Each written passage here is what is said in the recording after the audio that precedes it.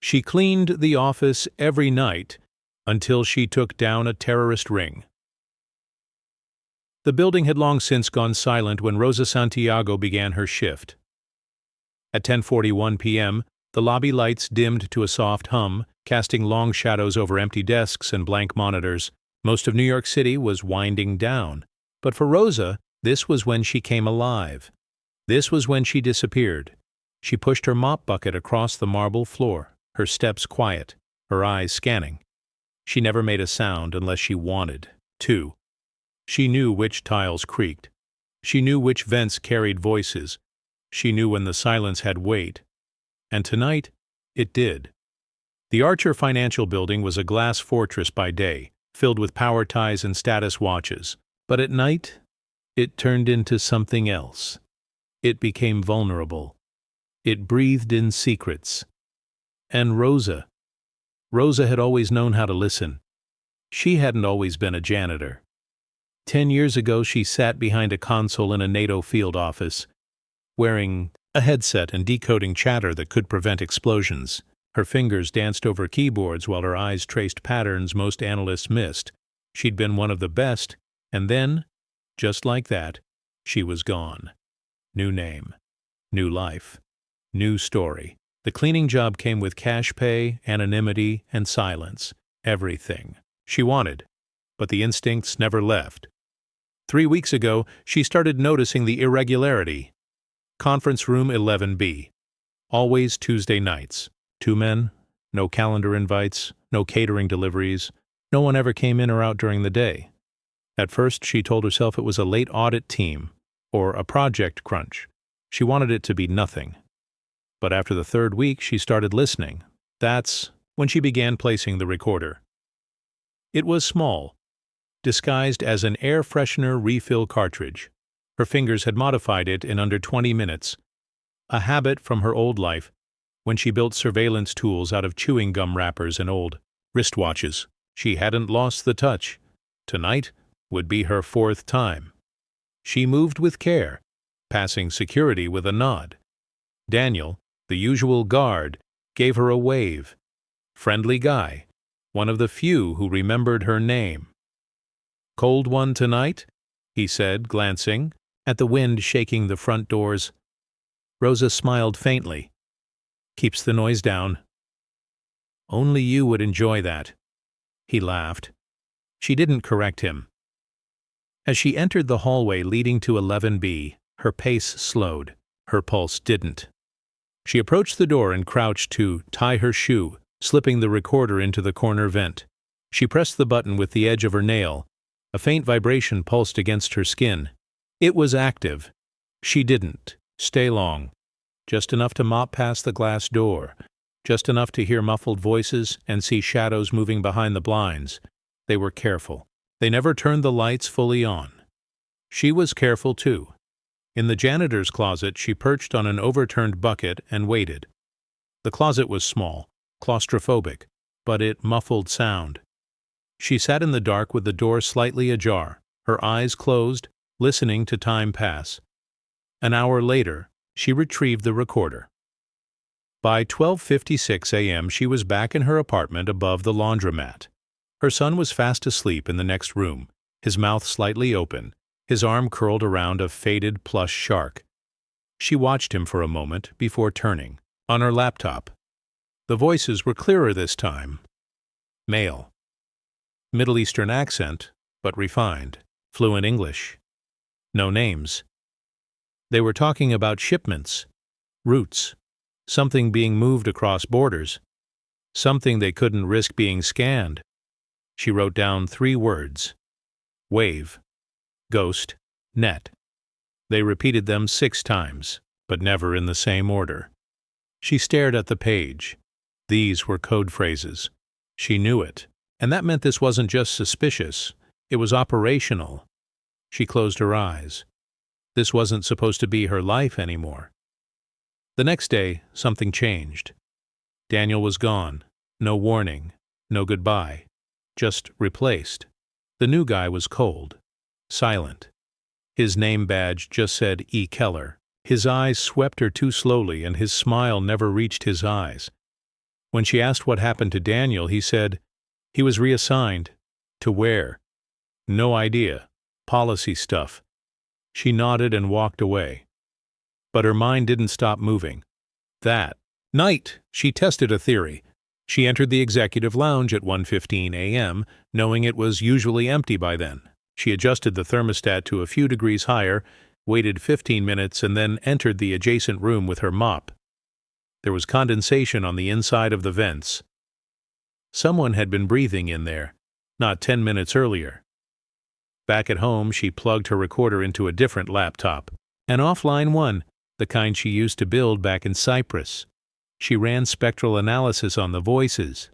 In between the main speaker's words, there was a faint hum. It modulated every 18 seconds. Not HVAC, not lights, a jammer. Someone was trying to block bugs, but not hers, theirs. She stayed up until 5:20 a.m., staring at the waveforms, adjusting contrast and matching timestamps. She found 3 clipped words that weren't spoken aloud, but were caught in signal leakage. Eavesdrop. 37. Test. She knew what it meant. Something was happening in the East Terminal. 37 was likely a reference. Number. And test meant a live event was coming. This was no longer theory. She made a choice. She pulled a shoebox from the closet. Inside was a single object, a prepaid phone sealed in aluminum foil. She'd buried it 6 years ago when she last moved. She unwrapped it. The battery still held 2%, enough to activate the SIM. She typed the code. 962. Mark Chalk Relay. She typed the message with trembling thumbs. Pattern confirmed. Civilian asset compromised. Eavesdrop imminent. Possible threat vector embedded in Archer. Request passive intercept. Do not expose source? Icarus. Icarus. That was her last call sign. From another life. She hit send. The screen blinked. Message routed. Connection terminated. She smashed the phone with a hammer, wrapped the remains in tin foil, and flushed the SIM down the toilet. At work the next night, nothing seemed different, until everything was. At 11:45 p.m., she passed by 11B. Empty. At 12:02 a.m., her mop bucket was gone. She'd left it outside the supply room. When she returned, it had vanished. Inside was her backup recorder. She felt her stomach drop. Whoever had it now knew she was watching. She clocked out early, said she had a stomach flu. No one argued, but she didn't go home. She went to the bus terminal, and there, on platform 37, was a box. Unmarked. Industrial. Too large to be forgotten, and standing beside it was E. Keller, the new security guard. Except now, he wore a different jacket, and he had an earpiece. She turned away quickly, slipping into the shadows. She needed evidence. She needed proof. She needed time. She had none. Back in her apartment, she looked at her son, still asleep, still safe. But for how long? She knew too much. They knew she knew. She had hours at best. She sat on the floor, knees pulled to her chest. There were only 2 options now: run or fight. A knock came at the door. 3 short raps, then silence. Not a neighbor, not at this hour. She grabbed the kitchen knife, pressed herself to the wall. The knock came again, and then a voice, low and steady. "Rosa Santiago, this is not a threat. We need to speak. We intercepted your message." She froze. The voice wasn't a stranger. It was someone she thought had died 7 years ago. Rosa didn't open the door right away. She stood motionless in the dark kitchen, one hand still gripping the knife, the other steadying her breath. Outside the door, the hallway was silent again, but the voice echoed in her memory. Low, sure, familiar. "We intercepted your message." And then the name. Hers. Spoken by someone who shouldn't have known it. Not anymore. Not here. She moved to the door slowly, pulling back the curtain just enough to see the man standing in the hallway. He was in plain clothes, Mid-40s, broad shoulders, gray threaded through black hair. His posture didn't scream danger. But it didn't say friend either. He didn't knock again. Just waited. Finally she spoke, quiet but firm. Say your name. The man didn't hesitate. Caleb Monroe, and her legs nearly buckled. She hadn't heard that name in 7 years. Caleb had been her handler in Cyprus, the one who got her out when a deep cover op went sideways, the one she thought had died in the Istanbul safehouse bombing. He had saved her life once, and now he was here, alive.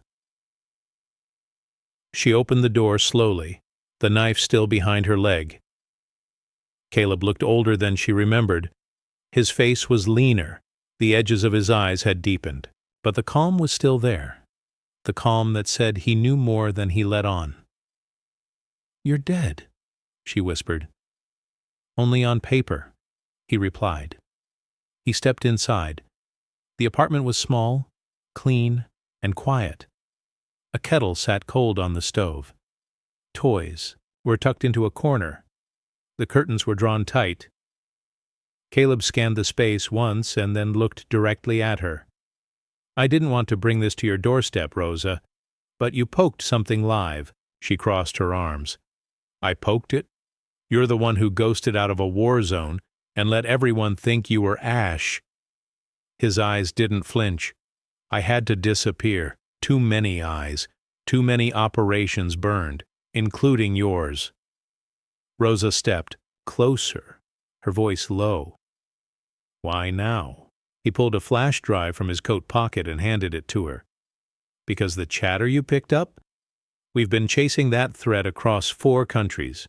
Sleeper cell, deep cover, partial funding from domestic channels. It's real. And it's here." She looked at the drive but didn't take it. "I'm not in this anymore. You're already in it." His voice wasn't sharp, just certain. She turned away, rubbing her hands over her face. The apartment was suddenly too small, too bright, too fragile. "My son," she said quietly. "He doesn't know anything. He thinks I clean offices. That's it." Caleb nodded. "And he should keep thinking that." She looked back at him. "Then leave." "I will. But not before I tell you what they're planning." She froze. 3 nights from now," he said. "They're moving something through Archer's server vault. We don't know what. Could be hardware, could be code. But whatever it is, it connects to a much bigger map." Rosa stayed silent. "You're the only one who's heard them speak in pattern. You already decrypted their phrasing." "That was habit," she said. "Not invitation." He took a breath. "They've already flagged you." Her heart stilled. "What?" "Your badge was cloned 2 nights ago. Someone tried to access your route logs. They know someone's watching. They just don't know how much you've seen." She felt the weight of it settle in her chest. "And you let them get that far?" "We were late to the game," he admitted. "But you aren't." She finally took the flash drive. "What's on this?" "Partial logs, surveillance intercepts. A voice ID you might recognize." "Whose?" Caleb hesitated. Then, "Your old translator, Samir." That name felt like a knife slipped between her ribs. She hadn't heard Samir's voice in nearly a decade. Back then, he was her interpreter, her cultural shield, her quiet partner in field work. Fluent, funny, fiercely loyal, until he disappeared in Damascus. Presumed dead. Now, alive. And in the network. She sank onto the couch, staring at the drive in her hand. Her mind raced, but her face remained still. Caleb didn't speak. Finally, she looked up. "If I do this, if I listen, if I find out more." He met her eyes. "You do it quietly. No official tags, no agency pull. You're a ghost, just like before. And when it's done, I vanish. You go back to mop buckets and bedtime stories." She stood, walked to the sink, stared into the empty kettle. "You should leave before he wakes up." Caleb nodded once, then added, "Check 3rd and Lenox tomorrow. Corner locker behind the newspaper box. Use the code you remember." He left without another word. She didn't sleep that night. At 10:42 p.m. the next evening, Rosa clocked in at Archer like nothing had changed. Her uniform crisp, her hair tied tight, her steps steady.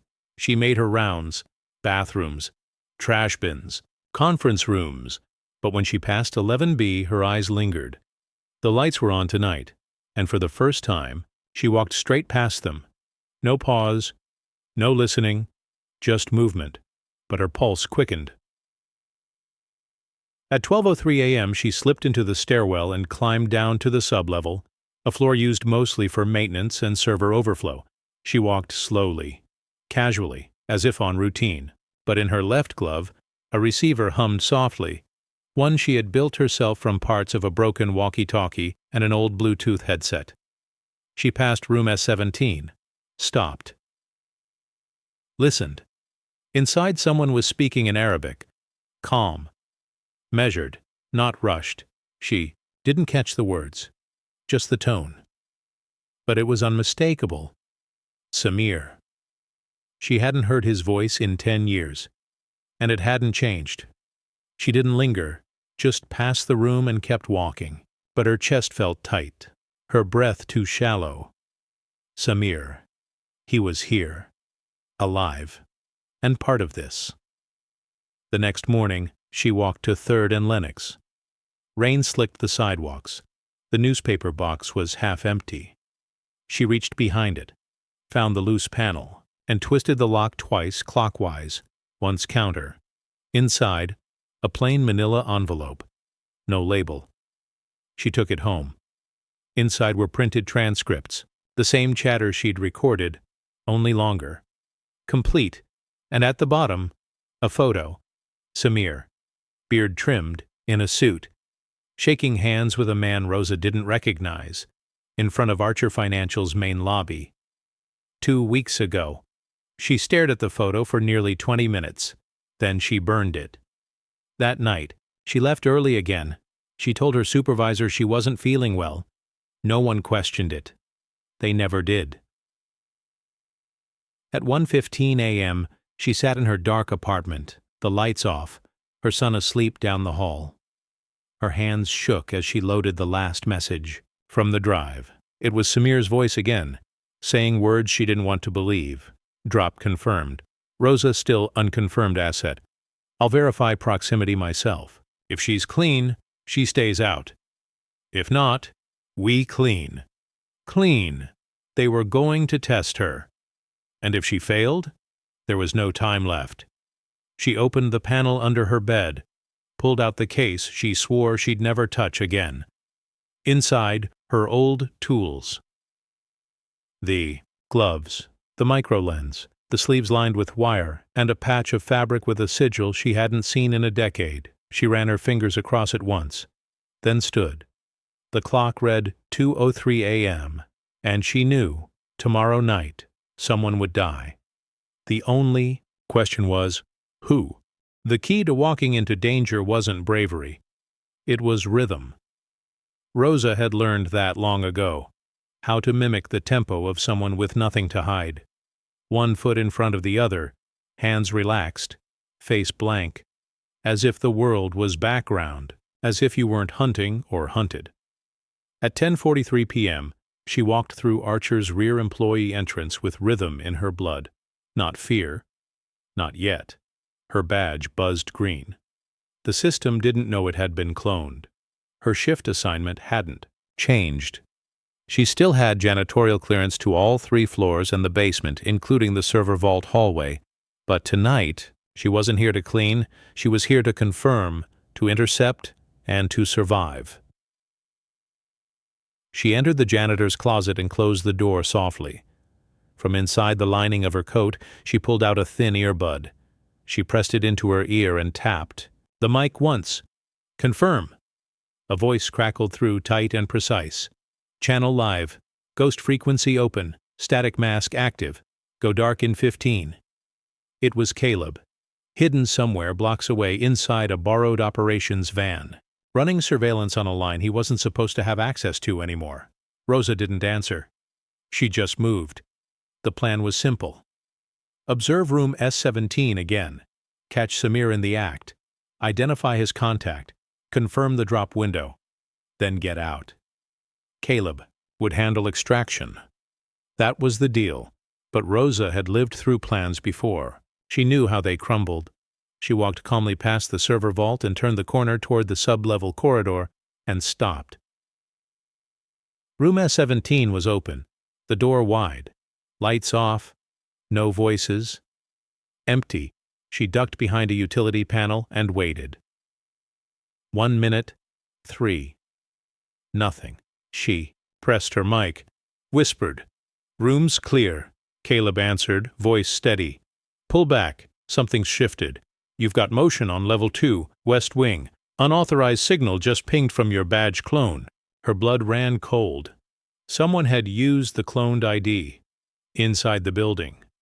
"Now, where exactly?" she whispered. Caleb replied, "West Conference Corridor, your old MOP route." Of course, they were testing her, watching her patterns, waiting to see if she followed them. If she did, she was just a cleaner. If she didn't, she was marked. She couldn't run now. She had to pass the test. Rosa turned and walked calmly toward the West Wing, retracing her usual path. She passed the break room, the office kitchenette, the vending machines. Everything normal, except in the vending room the paper towel dispenser was gone again. She stepped inside. Where the dispenser had been, a small black device now pulsed, faint blue. Infrared. Motion triggered. A test or a trap? She leaned in close, letting her face be seen, even brushing her cleaning rag across the sink as she did. Just another cleaner. Then she turned and left, never once looking back. Outside the vending room, her mic buzzed again. "You passed." It was Caleb, but they're spooked now. Someone inside tipped them. They're accelerating the drop. When? Tonight? Her steps didn't falter. Where? Still locking it down.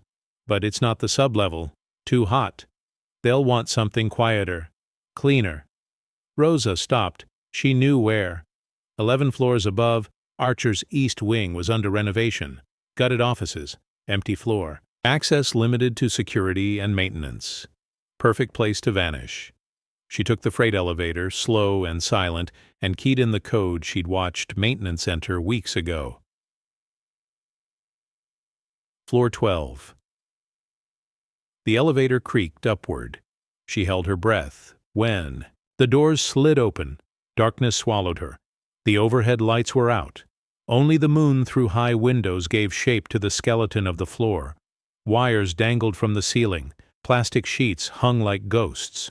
And across the room 2 figures stood beneath an exit sign. One of them turned.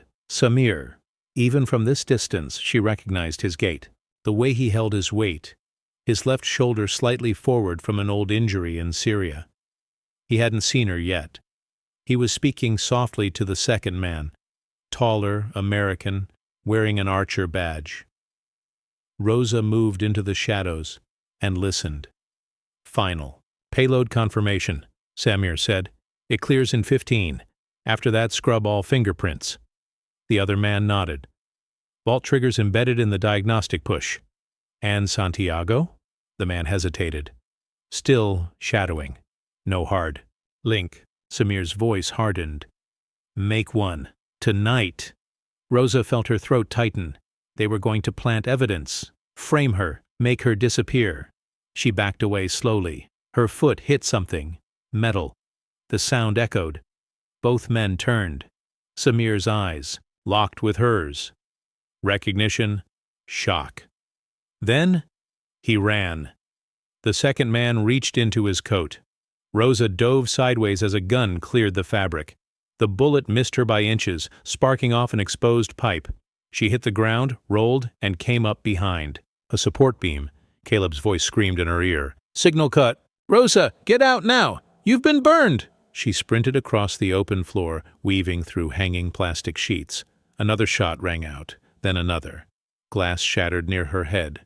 She found the stairwell, burst through the door, down fast, 12 flights, barely breathing. At floor 3 the door opened, and someone grabbed her, but it wasn't a gun. It was Caleb.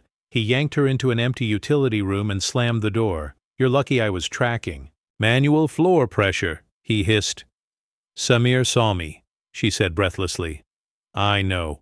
We intercepted the kill order. They're cutting ties. He's leaving the country tonight." "Where?" "Private airstrip." "Montauk." She looked at him, shaking. "You can't stop him, can you?" Caleb hesitated. "Not without hard proof." She looked down, then reached into her coat, and handed him her micro-recorder. "Then get it." Back at her apartment, her son was still asleep. Rosa sat on the floor in the dark, knees pulled to her chest, her mind racing. They knew her name, her face, her habits. She wasn't invisible anymore. The next night, she didn't report to Archer. She stayed home, watched cartoons with her son, made soup, folded laundry, as if the world wasn't changing shape, as if her name wasn't on a list somewhere, as if her heartbeat hadn't turned into a drum. Then at 10:18 p.m., a car pulled up outside her building. Not Caleb, not agency, a black sedan. Tinted, windows, engine running. She grabbed her son, moved to the back of the apartment, held her breath. The car stayed for 5 minutes, then drove away, but the message was clear. They hadn't finished testing her. They were watching, waiting, planning, and now she had to decide. Go dark forever, or bring them into the light. There was a way Rosa used to describe surveillance, like watching the surface of a lake for ripples that told you something had moved beneath. And now her life was nothing but ripples. The quiet hours weren't quiet anymore. Every silence had an edge, every movement a shadow. The stillness she'd once trusted now felt like a lie. She stayed home the next night. Didn't go to Archer. Didn't call Caleb. She just watched, waited, and listened. At 10:42 p.m., the black sedan didn't return, but the knock did. 3 short raps, then nothing. She didn't move. Her son was asleep in the next room. She sat in the dark with her back to the wall, breathing through her nose, steady and slow. A minute passed, then another, then, "Rosa, open the door." Not Caleb, Samir. She stood slowly, every nerve on fire. She stepped toward the door. Her hand hovered over the lock. She didn't. "Touch it! Why are you here?" she asked, loud enough to carry. "I told them I'd handle it," he said. "I'm giving you a choice." Her voice cracked with anger. "The last time I saw you, you were bleeding out on a rooftop in Aleppo. That was then. And this is now," she snapped. "Exactly. And now you're in over your head." She laughed, dry, bitter. "You think I'm the one drowning?" "You're not the only one who wanted out, Rosa. I was trying to protect you." "You lied." "I disappeared," he said. "Same as you." She didn't open the door. "I'm not doing this." "You already are." She took a breath, stepped back from the door. "Walk away, Samir." A pause. "I tried." Then silence, when she opened the door 10 minutes later. He was gone, but a flash drive sat on her welcome mat, and next to it, her mop badge. The original, not the clone. The message was clear. We control the story. We control the evidence, and you are running out of time. She spent the night with headphones on, decrypting the drive. Most of it was white noise, disguised as data, masked beneath common audio files, but layered under a recording of street noise was a single sentence: "Vault breach authorization. Clean exit, Santiago optional." The word optional rang louder than anything else. They were clearing house. She was on the exit list, permitted to survive only if convenient. She pressed her fingers to her temples, then opened the burner line. "Caleb." "I'm in." They met in a borrowed kitchen on the edge of Queens, an old apartment Caleb used as a dead drop during his days in Deep Field. Now it was empty except for a kettle, 2 chairs, and the hum of a fridge no longer stocked. He slid a photo across the table. It was Samir again, this time walking out of Archer with a metal case under his arm. Timestamp: 03:12 a.m. the same night. Rosa had been shot at on floor 12. The case was scanned, Caleb said. Nothing conclusive. Shielded inside. What's the theory? Prototype, not a weapon. Data drive. Possibly AI coded for autonomous signals. She stared at the photo. Where's it going? Somewhere we can't follow, unless we catch the next link in the chain. He pulled out another photo. It was a woman, mid-30s, angular jaw, tightly pinned bun. She wore a lab coat with the Archer logo. ID badge read, Dr. Ellen Troy, systems engineer, works out of Archer's AI division.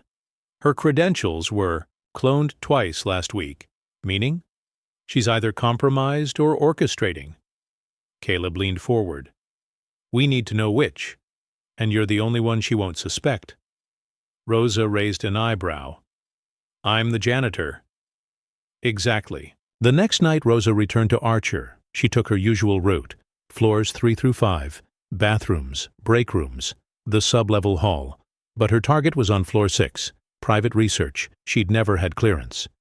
But with a cloned admin badge. In her glove and an old habit of watching which doors closed slowest, she found her way in.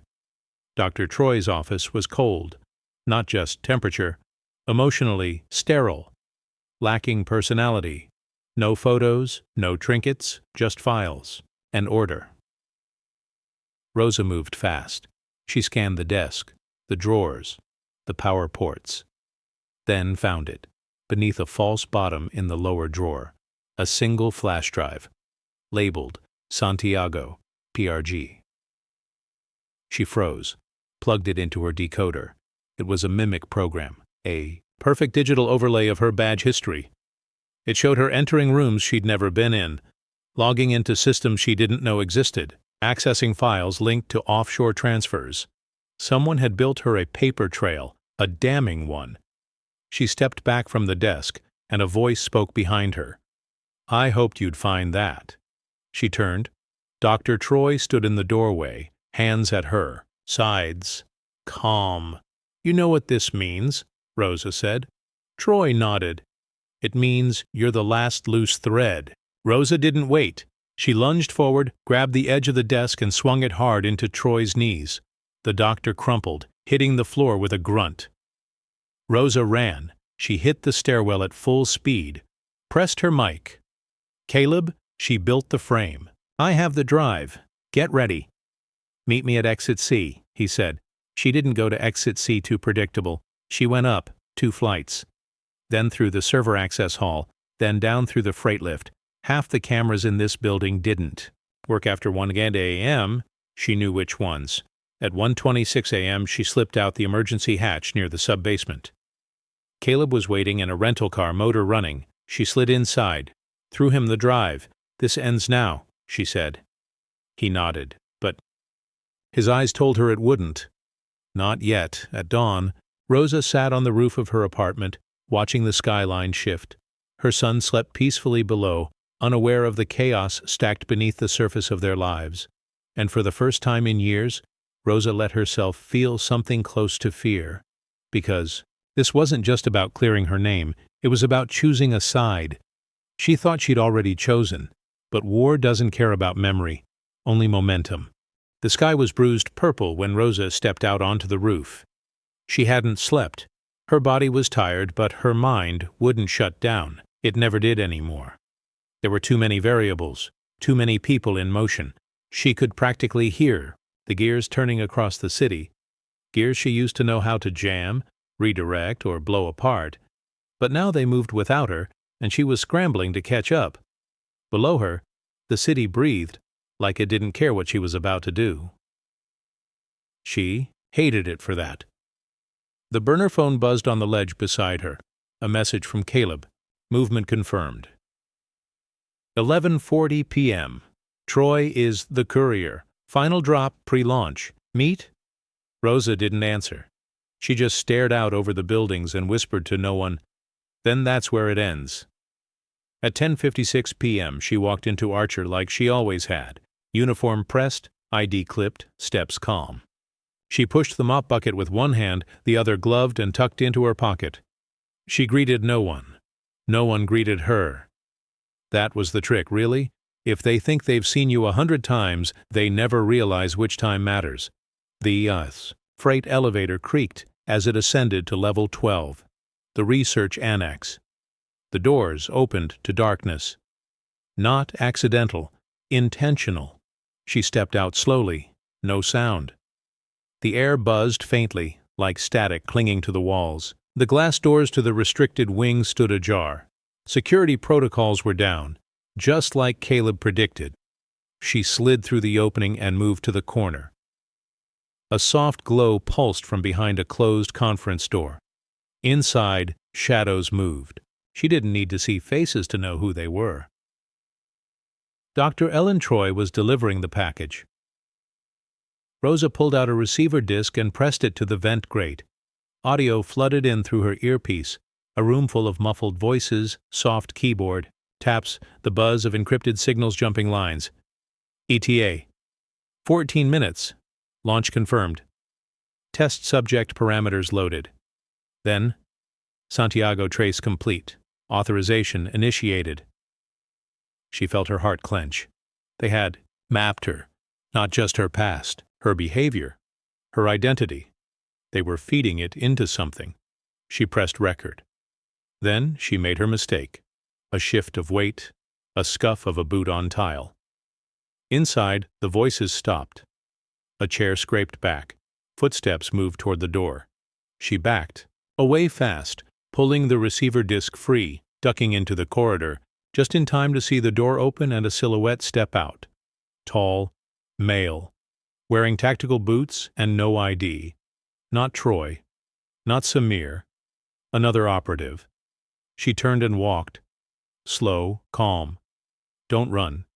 Don't look back. Don't let them see your fear. She reached the freight stairwell and slipped inside. 2 floors down, she pulled off the gloves. Her hands were sweating, her breathing shallow. She pressed the mic to her mouth. Caleb, they've advanced the drop. They've finished the behavior trace. His voice came through tight. Where? Research annex. Troy's in play. They mapped me and burned the servers. Did you get it? Enough. Then get out. She was halfway down the stairwell when her earpiece crackled again. Rosa, it wasn't Caleb, it was Samir. You never could stay away, could you? She didn't respond. You should have walked. We tried to let you go. But now your legacy. That word again. Legacy. She yanked out the mic and smashed it against the wall. No more games. She exited into the sub-basement. Steam hissed from the old generators. The air was hot, wet, metallic.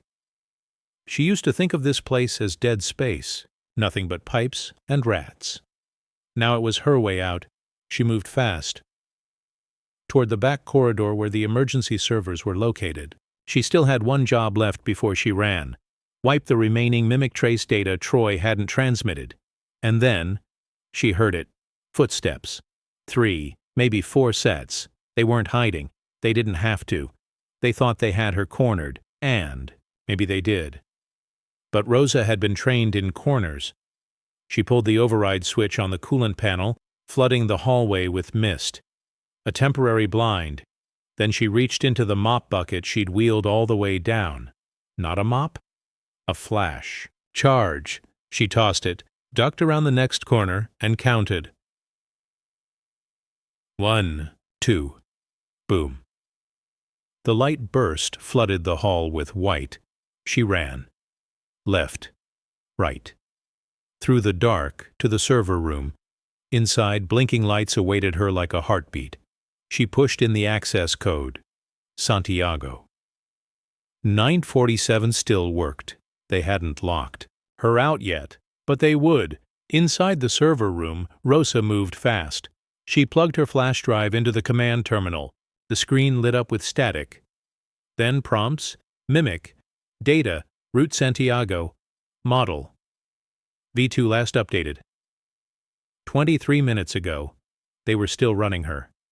Every move she made, every breath, was now part of a digital ghost. She pulled up the process tree and initiated overwrite protocols. Her hands moved faster than her mind. Her muscle memory took over. She was no longer a cleaner. She was an eraser.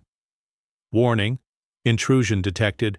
Remote trace lock engaged. A warning flashed across the screen. She ignored. Override. Manual yes, confirm user. Rosa Santiago, confirm biometric. She slammed her thumb against the glass scanner. Blood smeared from a nick she hadn't noticed. The light turned green. The screen dimmed. Initiating trace purge. 5%, 17%, 43%. Behind her, the door slammed open. Gunshots rang out. She ducked behind the server rack as metal sparked above her shoulder. One bullet grazed her sleeve. Another embedded in the panel behind her. She rolled, grabbed the fire extinguisher from the emergency bracket, and launched it through the fog toward the door. A body crashed to the ground. She didn't wait to check. Who? A3%. 94%? 100%. The screen blinked. Trace purge. Complete Santiago. Model deleted. She yanked the drive, pulled the cables from the core, and kicked the mainframe until sparks flew. A loud whine filled the room as the systems began melting from internal thermal burn. She bolted. In the stairwell, she passed a second man. He reached for his weapon, but she was faster. She slammed the broken extinguisher into his face, and he dropped. 2 more floors, and she was at the underground exit. She burst through the service corridor and out into the alley behind the building. Rain had started.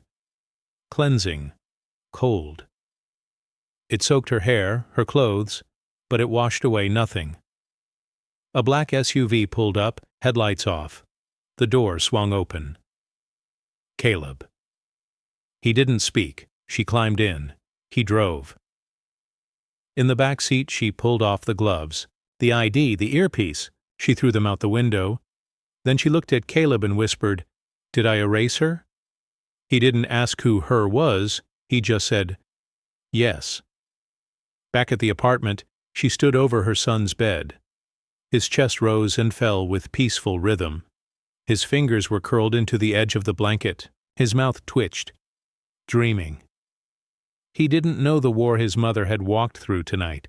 He didn't need to. Not yet. Rosa sat in the living room with the lights off, wrapped in an old coat, and stared at the wall. She should have felt relief. She should have felt something, but she just felt quiet. Not the comforting kind. The kind before a storm. Caleb sent one final message before dawn. Samir's gone dark. Troy's vanished. But the Santiago model was the core. You've cut their signal. She typed one line in reply. What's the cost of silence? He didn't answer. She wasn't sure there was one. At 3:09 a.m., Rosa sat alone in the bathtub, fully clothed, water turned off, hands wrapped around her knees. The lights were off. The window was cracked. She had cleaned blood off her hands. She had burned the clothes. She had erased the Santiago model. But something lingered. Not a digital trace. Something deeper. Guilt had a sound. It whispered in the silence. It told her what she couldn't admit to herself. That she didn't regret any of it. That she missed the precision. The agency. The clarity. That she missed him. Caleb hadn't called again. Maybe because there was nothing left to say, or maybe because he was afraid of what came next. She didn't blame him. She didn't know either. At 7 a.m., she made breakfast. Her son ate half a bagel and left peanut butter fingerprints on her phone. He didn't ask about the scratch on her hand. She didn't offer. He talked about school, about drawing a robot with wings, about how Ben's hamster smells like old soup. She laughed, and for 15 minutes it felt like the world was still okay. At 9:32 a.m., Caleb finally texted. They're regrouping. Troy surfaced in Prague. Samir pinged in Morocco. The operation isn't over. Are they coming back? She replied. Not yet. She stared at those 2 words for a long time. Not yet. Which meant they would. Which meant the model wasn't the end. Which meant she was still their loose thread. She dressed slowly. Not for war, for something more dangerous. A decision. She pulled an old folder from the back of her closet. Inside was a photo she hadn't looked at in years. Her and Samir standing in front of a collapsed building, smiling. She traced his face with her thumb, then burned the photo in a ceramic bowl and flushed the ashes. If they wanted her legacy, they would have to take it from Ash.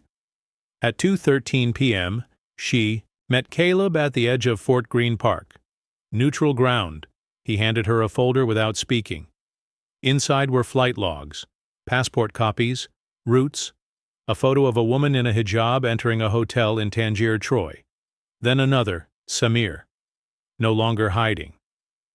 What are they doing? She asked. Buying time, selling pieces, rebuilding the net. Rosa turned the pages. One line stopped her. Initiate trace subject, child, year 3. Possible leverage match, Santiago.esc. She went cold. Is that? Yes, Caleb said. They found him? No. They're looking. Just looking. That's enough, she whispered. She stood up. Give me clearance. Caleb's voice was quiet. You said you were out. I was. He studied her face, then handed her a key. At 4:45 p.m., she left her son with her neighbor Anna, who didn't ask questions, just said, Come home safe. Rosa kissed her boy's forehead and whispered, Be braver than me. Then she walked, away. By 8:50 p.m., she was on a private flight. Destination, Tangier. Bag, one change of clothes, burner gear, and a black notebook filled with names she had promised never to need again. But sometimes promises had to break so something better could survive. The city hit her like a dream she didn't remember having. The salt in the air, the shouting vendors, the smell of fried bread and rust. It wasn't home, but it wasn't foreign. It was neutral, and neutral was something Rosa could work with. The hotel was modern, but built to blend in. Inside, marble floors, hollow laughter, glass elevators. She checked in under the name Maria Torres, left a second passport at the front desk, and a third with the bartender in case she didn't come back. She had 48 hours to locate the source, then disappear. In her room, she unpacked nothing, laid the burner phone on the desk and stared at the window. The city moved like a body without a brain, the kind of place people like Samir loved. She understood why now. At 11:19 p.m., her phone buzzed. Unknown. Number a single message. Lobby. Now. She stood. No weapons. No plan. Just the pull of something inevitable. Rosa took the elevator down, heart steady but hands cold. She passed tourists eating gelato, a man arguing softly in French, a child asleep in a stroller. The world didn't care what was about to happen. The lobby was empty. Then he stepped forward. Samir. Same voice, same walk, same quiet power. Only his eyes were different. Harder. Older. He didn't smile. You look tired. You look alive, she replied flatly. They stared at each other, two ghosts in a place built for pretending. I came for the trace logs, Rosa said. Samir nodded. I assumed. I want them all deleted. I already deleted them. Liar. His jaw twitched just slightly. I don't want to hurt you, Rosa. You already did. He looked around the lobby, then motioned toward the side exit. Walk with me. She didn't move. Please, he added. She followed. They walked through the alley behind the hotel, toward the noise of the sea. Waves slapped against stone. Lanterns flickered. Samir stopped near a bench. They're going to come after you again. I know. You should run. I did. She turned. To face him. You could have told me you were alive. I couldn't. Couldn't. Or wouldn't? He didn't answer. After a long silence, he said, I left because they gave me a choice, jail or service. You don't say no to those kinds of deals. You chose wrong. He looked at her. I chose survival. And now? He didn't blink. Now I want out. She laughed. Now? I gave you the logs, he said quietly. The real ones. I buried them in the Fareed archive under my old alias. Caleb has the key. She froze. You trust Caleb? No, he said. But I trust you do. She stepped closer. You started this. He nodded. And you're going to finish it. He nodded again. I don't want your apology. I didn't bring one. Then what did you bring? Samir reached into his jacket slowly. Rosa stiffened, but he didn't draw a gun. He pulled out a single Polaroid, a photo of her son, taken from across the street. Samir looked her in the eyes. Intercepted this before they did. That's why I brought you here. They were going to use him. Rosa took the photo with shaking hands. The edges curled. The colors bled. She could barely breathe. I'm sorry, he said, voice breaking. For everything. Rosa looked at him for a long time, then whispered, You don't get to be sorry, and she walked away. Back in the hotel room, she closed the curtains, turned on the burner phone, and called Caleb. I have the location. Fareed archive. Alias N. Karim. I'll retrieve it. There's a photo. Silence. Then, you, okay? No. Another pause. Need me? No. But she did, and he knew it. She stared at the ceiling until morning. When the sun rose, she changed her clothes, left the hotel, and walked 3 miles to the beach. She sat in the sand with her shoes off and the wind in her face, and for the first time in a long time, she cried. Not because she was afraid, but because something in her had cracked, and maybe that was what it took to be free. Back home, she knew, a message would be waiting. Another threat, another game, another demand. But for now there was only the ocean. And the photo in her pocket. And the voice of her son somewhere far away, safe and dreaming. The wind off the Mediterranean was different at sunrise. Soft, full of salt and renewal. It carried the kind of silence Rosa had never trusted before. But today, she let it settle across her shoulders like a blanket. She sat on the stone wall, above the Tangier harbor, hood up, hands clasped loosely, watching the boats sway like they were nodding to something she didn't yet understand. Behind her, the city was waking. Horns, market sounds, distant barking, but she stayed still, waiting for the signal. It came at 6:14 a.m. Her burner buzzed once.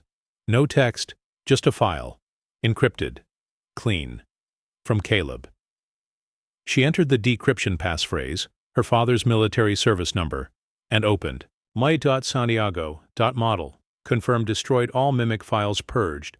No backups traced. Troy located. Vienna. Not detained. Samir in the wind. Then a final line. Asset cleared. No further contact. Goodbye. She read it twice, then deleted it, and for once didn't feel watched. Rosa flew back to New York on a private channel, re-entering the country under a different name. At customs, no one questioned her. The government, after all, only sees what it's told to see. She smiled politely, answered nothing, and moved on. She was good at that. Back in Brooklyn, her son ran into her arms with the kind of joy that made everything before it feel like shadow. He asked no questions. She offered no stories. She just held him and breathed in the smell of peanut butter, shampoo, and safety. He was still hers. That was all that mattered. For 3 weeks, she lived quietly. She cooked more, went for walks. Volunteered at the school once. She cleaned, but only her own space. No mop bucket, no surveillance, no shadows. Until one night, a letter arrived. No stamp, no return address, just folded paper inside, a plain white envelope. She opened it by the sink while her son watched cartoons in the next room. You kept me alive once. I tried to return the favor. This is the last page. S-taped inside was a photo, a real one. black and white. Samir, standing in front of a coastal cafe, holding a coffee and staring out at the sea. On the back, a scrawled note. Some ghosts choose to stay ghosts. She burned the letter but kept the photo, folded it in half, tucked it in the back of a drawer, not as evidence, not as closure, but as proof that some people get rewritten, not erased. Then came the knock. Soft. 3 times, she opened the door to find Anna, the neighbor, holding out a small slip of paper. "It came for you," she said. "Someone dropped it off." He didn't say much. Looked like a FedEx guy, but he wasn't. Rosa took the slip. Anna turned and left. The slip was a transit schedule, handwritten, 1 line highlighted, Westchester Station, 9:16 p.m., platform 4. She didn't ask who it was from. She just put on her coat. The platform was nearly empty, just a teenager with headphones, an old man reading a folded newspaper, a security guard sipping from a thermos, and Rosa, leaning against a pillar, eyes on the rails, hands in her coat. She didn't know who she was waiting for, only that she needed to be here. The train arrived. At 9:14 p.m., sharp doors opened with a hiss. People stepped off. A few stepped on. No one approached her until the last second, when a woman in a long tan coat stopped at the platform's edge and looked up. Dr. Ellen Troy, older, different hair, different glasses. But Rosa knew. Troy didn't smile. She handed Rosa a small envelope and said, "I'm done." Then stepped onto the train. The doors closed and she vanished. Rosa stood on the platform in silence, envelope in hand. She opened it slowly.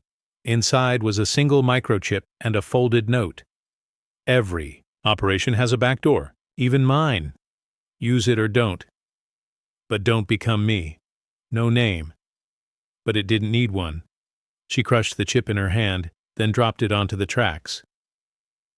That night she stood on the rooftop of her building, the city lights flickering like stars reversed.